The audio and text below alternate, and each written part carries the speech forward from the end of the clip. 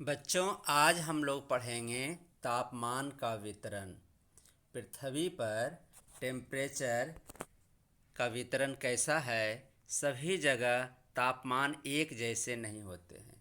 कहीं तापमान ज़्यादा होता है तो कहीं तापमान कम होता है। तो इसको आज हम लोग समझेंगे कि ऐसा क्यों होता है। तापमान का वितरण के बारे में समझेंगे।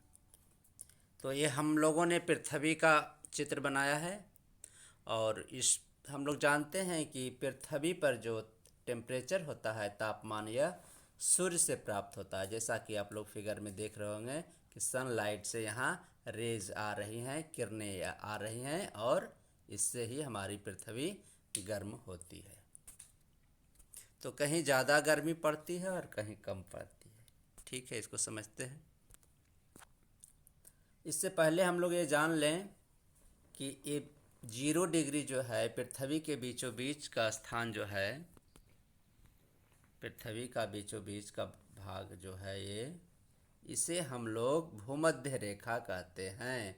क्यों? भू का अर्थ होता है ज़मीन और मध्य का अर्थ होता है बीच। पृथ्वी के बीचों बीच पूरब से पश्चिम की ओर काटने वाली जो लाइन है, जो रेखा है, इसे भूमध्य रेखा के नाम से जानते हैं और इसे विषुवत रेखा भी कहते हैं। भूमध्य रेखा का दूसरा नाम विषुवत रेखा भी है।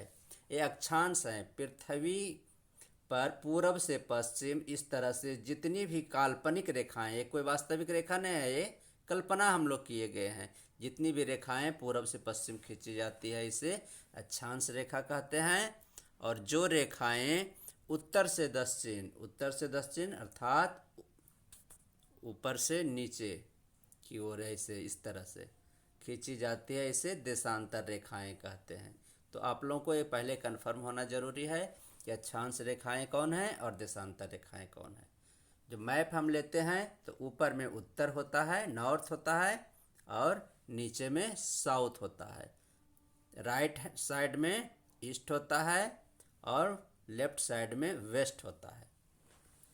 तो यहाँ हो गया नॉर्थ, साउथ, ईस्ट और वेस्ट। तो ये जो लाइन खींची गई है नॉर्थ टू साउथ, ऊपर नीचे खींची गई है, इसे देशांतर रेखा कहते हैं। और जो लाइन ईस्ट से वेस्ट खींची गई है उसे हम लोग अक्षांश रेखा कहते हैं। तो सबसे बड़ी जो अक्षांश रेखा है यह विषुवत रेखा ही है। 0 डिग्री के आसपास है, 0 डिग्री है, 0 डिग्री के आसपास। और पृथ्वी पर 2 ध्रुव हैं, 2 पोल हैं, जैसा कि फिगर में आप लोग देखोगे। यहाँ आप लोग देख रहे हैं, इस ध्रुव को हम लोग उत्तरी ध्रुव के नाम से जानते हैं क्योंकि यह ऊपर है, और नीचे के ध्रुव को हम लोग दक्षिणी ध्रुव के नाम से जानते हैं। यहाँ लिखा हुआ भी दक्षिणी ध्रुव।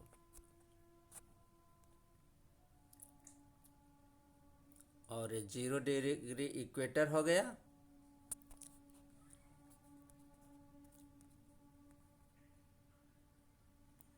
तो 0 डिग्री के आसपास पृथ्वी पर सबसे ज़्यादा गर्मी होती है। यहाँ जो 0 डिग्री के आसपास, जिसको रेड लाइन से दिखाया गया है, लाल लकीरें यहाँ खींची गई है ए, तो यहाँ सबसे ज़्यादा गर्मी होती है।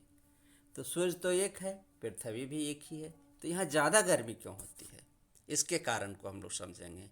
आप लोग चित्र में देख रहे हैं कि यहाँ सूर्य की किरणें डायरेक्ट पड़ रही है, अर्थात सूर्य की किरणों को यहाँ से यहाँ तक पहुँचने में कम दूरी तय करनी पड़ रही है, जबकि सूर्य को किरणों को यहाँ से यहाँ पहुँचने तक ज़्यादा दूरी तय करनी है। आप लोग फिगर में देखिए कि यहाँ लंबी लाइन है ना, लंबी लाइन बन रही है। तो जब ज़्यादा दूरी तय करेगी तो यहाँ आते आते इसकी गर्मी कम हो जाती है, और जो डायरेक्ट यहाँ पर पड़ेगी, कम दूरी तय करनी पड़ेगी, तो इसकी गर्मी ज़्यादा रहेगी। यही कारण है कि ये जो एरिया है, ये जो जोन जो है पूरा, जो रेड कलर में दिखाया गया है, यह यहाँ ज़्यादा गर्मी होती है क्योंकि यहाँ सूर्य की किरणें डायरेक्ट पड़ती है। 0 डिग्री के आसपास, इक्वेटर के आसपास, इसे विषुवत रेखा भी कहते हैं, विषुवत रेखा के आसपास। तो हम लोगों ने समझा कि ज़्यादा गर्मी यहाँ पड़ती है। और क्यों पड़ती है? क्योंकि सूर्य की किरणें यहाँ डायरेक्ट पड़ती है। सूर्य की किरणों को यहाँ पहुँचने में कम दूरी तय करनी पड़ती है।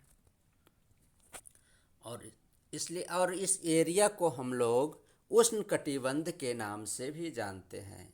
इस एरिया को हम लोग उष्णकटिबंध के नाम से जानते हैं। और इसके बाद हम लोग दूसरे एरिया को पढ़ते हैं। 23.5 डिग्री, यहाँ देखिए 23.5 लिखा हुआ है। 23.5 डिग्री साउथ ये नीचे का एरिया है। और इसी तरह से 23.5 डिग्री ये नॉर्थ है, ऊपर ये। तो यहाँ यह जो एरिया है, जो ग्रीन कलर में आप लोग देख रहे हैं, दोनों गोलार्ध में ऊपर वाले को उत्तरी गोलार्ध और नीचे वाले को दक्षिणी गोलार्ध कहते हैं। तो इस एरिया को हम लोग उपोष्ण कटिबंध के नाम से जानते हैं।